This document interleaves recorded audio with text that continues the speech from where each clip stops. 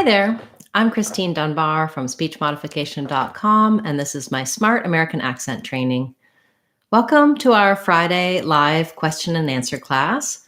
Please feel free to put your questions in the chat at any time. And if you're watching this as a replay, you can put your questions in the comments and I'll get back to you with resources, videos, or I'll add your questions to my list to cover in a future class. So at the start today, I just want to talk briefly about these WH question words. We all use these frequently. They're a very important part of English.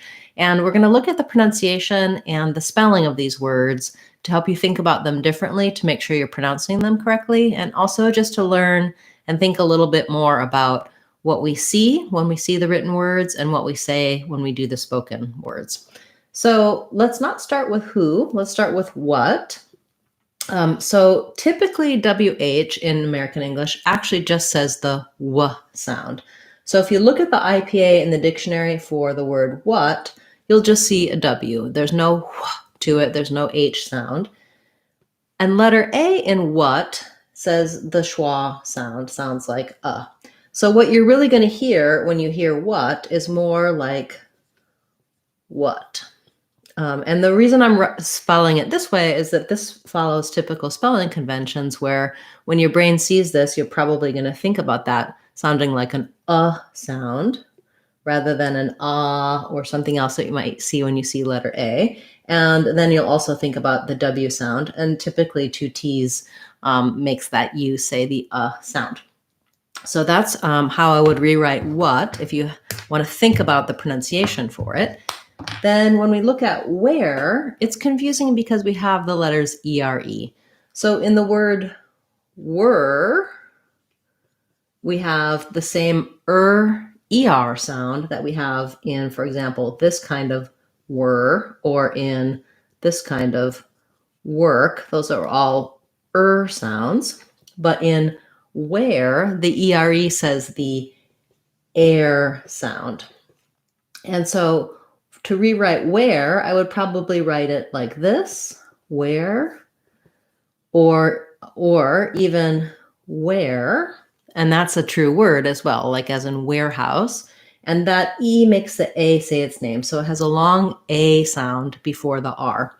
Interestingly, this where is the same as wear, like I wear my clothes. So all three of these, warehouse, where is the warehouse where I can wear my clothes? They all have that air diphthong. Again, another thing to look at, writing it, thinking about it, visualizing it in a way where you can get the vowel sound correct can be really helpful. Then when we go to when, we have more typical spelling here where the letter E says the sound. So we do have other words like hen, pen, men, they all have the same vowel, the same ending sound. So when's a little more straightforward. IPA is going to be like this.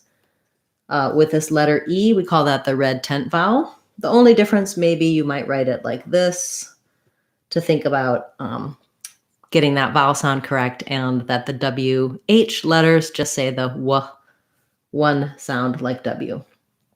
Then when we go to Y, the letter Y can represent different sounds in English. Here it represents the diphthong I. This is a place where in the dictionary, when I see that, that doesn't necessarily help me think about the I sound of Y. So I would rewrite Y maybe like this, like as in the word rye, or even just letter Y says the same sound. So the question word why and the letter Y are the same pronunciation. So you need that I diphthong. We spell that sometimes with EIE, like in my eye, or just with letter I like it. Again, finding the spelling that really best represents the sound to you and helps you remember how to say it correctly. Typically, I don't hear a lot of mispronunciations on these sounds, on these words, because they're taught so early on when we're learning English. They're so critical for speech. We all use them so much. I would say where and what do sometimes have vowel differences, because I think with where versus were, it's a little confusing. And then that schwa vowel in what, I often hear it more like what, more of an ah error on the vowel. So those two to get mispronounced. I think when and why are a little easier. Then lastly, looking at who, this one no longer says the W sound. So if you're wondering about the WH spelling, we used to have a pronunciation more like when or which was actually kind of a h and a w sound together in Old English. We don't do that anymore. For the word who, instead of going to woo, it went to who. So we just have the H sound in who. Again, most of you pronounce this correctly. And letter O here says the oo vowel. So the IPA would be like this, who. So who, what, when, where, why, critical everyday words that we maybe think about. We know how to spell them, we know how to say them, but thinking about that spelling, the pronunciation, the vowel sounds, it's just a useful exercise for thinking about what errors we might have because of how a word looks, because of what letters are in it, rather than what sounds are in it. So again, focusing in on what we hear, learning to use the symbols from the dictionary to help you know, and also rewriting the words in a way that makes sense to your brain for the correct pronunciation can be really useful. I talk about this frequently in our Word of the Day classes, and I go through it in more depth for all of the sounds of English in our Sounds of English course. You can get that on speechmodification.com.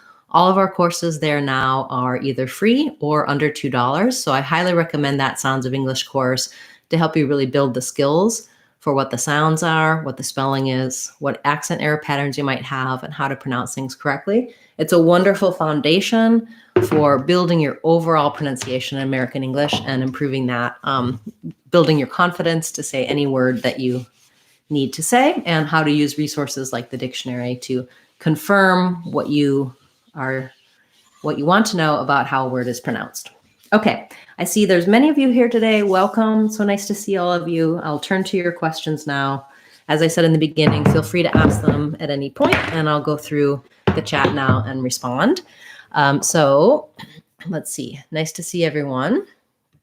I'm going to just make sure that I try to take your questions in the order that I received them. Welcome. So nice to see so many of you from so many different places. Okay, so we have a question about how to pronounce grocery store. And the viewer is saying sometimes they hear grocery and sometimes grocery. So both are correct. I personally say grocery, where I'll say it like grocery. One thing to watch out for is you don't really necessarily need to say grocery. We tend to reduce this and go right from our S or SH sound to our R sound. So grocery store, first syllable stress, or grocery store. So you don't want grocery or grocery, but rather grocery. Whichever one is easier for you, and also kind of what you hear around you. This may be different in different regions of the country, so you want to blend in. But whichever way you can say it most clearly and be well understood, you can go for that. Personally, I use grocery simply because that's probably how it was said where I grew up, where I learned English. Also, I think maybe if Shri is easier to say than Sri for you, whichever one of those is easier, that's the one you should go for as well. Great question. Thank you. Okay, we have some more questions. Okay, another question is, do were and wore sound the same? So they don't.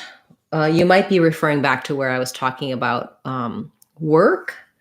So the letters OR can say the ER sound. The word were has the sound, and so does work or word. So I could rewrite those like work and word with an ER because they do have the sound. But then when I come to a word like war, that one does have the OR sound. The letter E makes the O say its name. That rule doesn't always apply. In this case, it does. So war is more like or, for, ignore, store, having that same sound. Interestingly, it is the same as war, like we went to war. So these two are the same. What they wore to war, but were and war are not the same. Yeah, so no wonder it's confusing. I do have a video talking about when the letters OR say or, like store and war, and when they say like word and world and work.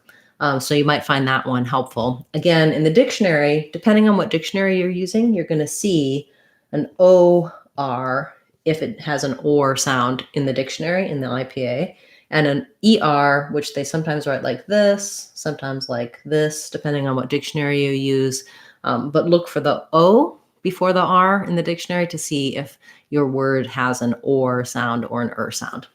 That's a great question. Thank you for bringing up that and for helping me clarify that from my earlier discussion of those words.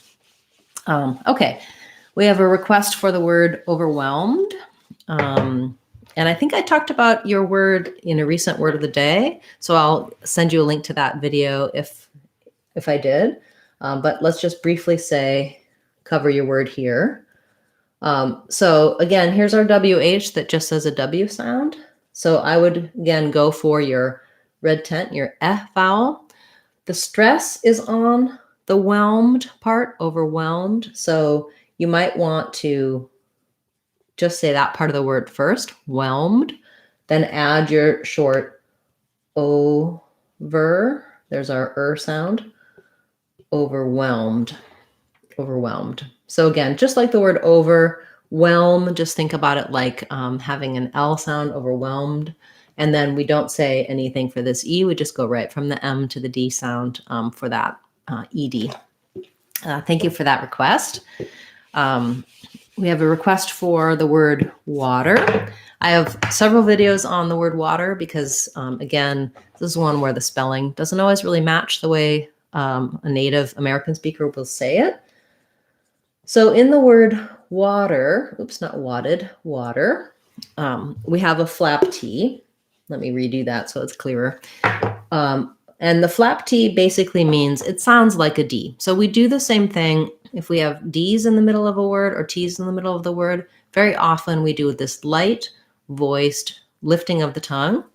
And I'll just rewrite it like this. So you don't want a hard D. You don't want wader, no strong D, just nice and light, water, water.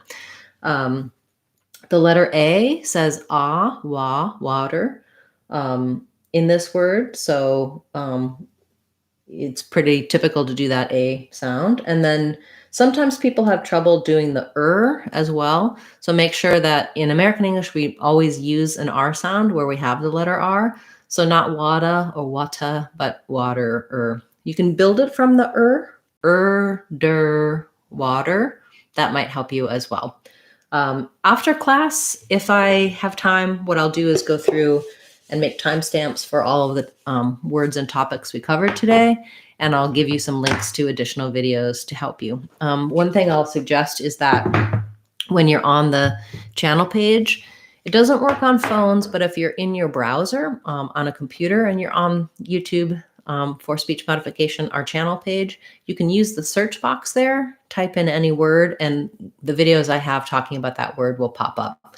Also, you can always leave me a comment asking about a particular word, and I'll send you a link in a return comment to help you. Thank you for that request. Okay, we have a request for congratulations and veterinarian. I do have videos for both of those words. So again, after class, I'm going to send you those links so that you can get a longer, more detailed explanation for your words. But for congratulations, the important things to know, congratulations, is that the stress is on the lay. Also, often people say congrats. So that's an option, which would sound like congrats, second syllable stress, and black cat vowel there. In congratulations, We have the sound, an unstressed schwa, congrat, stress syllable, congratulations, congrat. We use basically a ch sound here, congrat-ch, so it sounds like congratulations.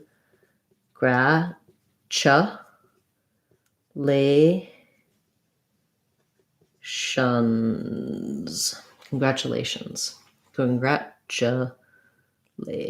Stress. We actually use a Z sound there at the end. Congratulations.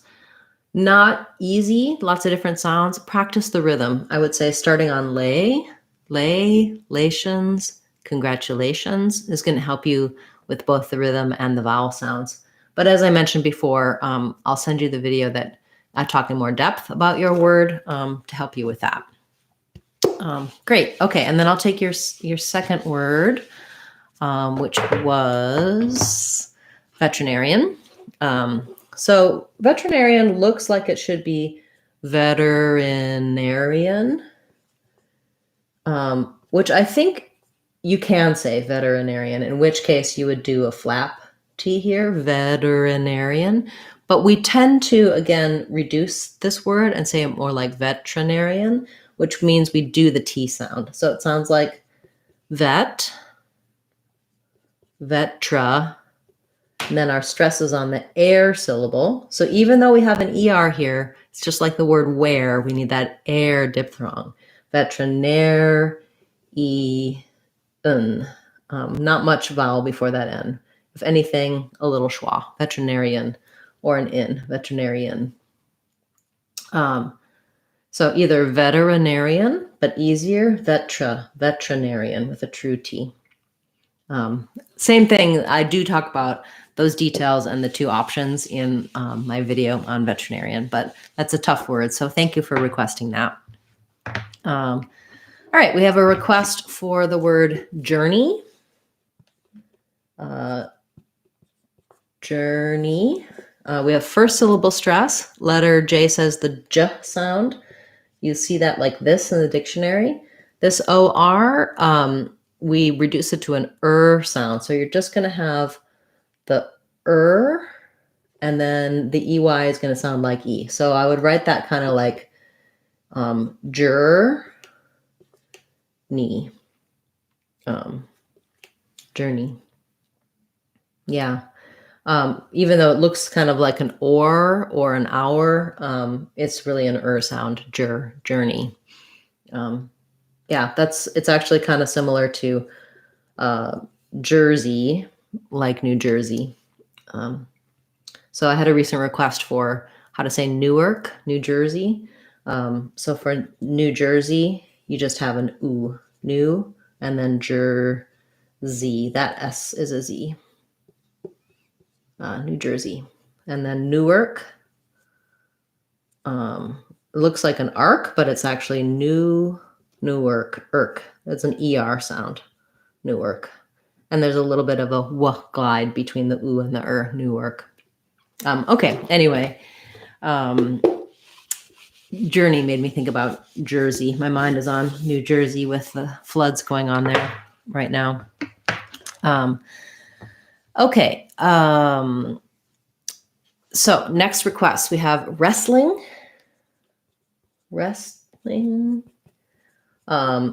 Here our W is silent. So we just have first syllable stress and we have the WR says R, re.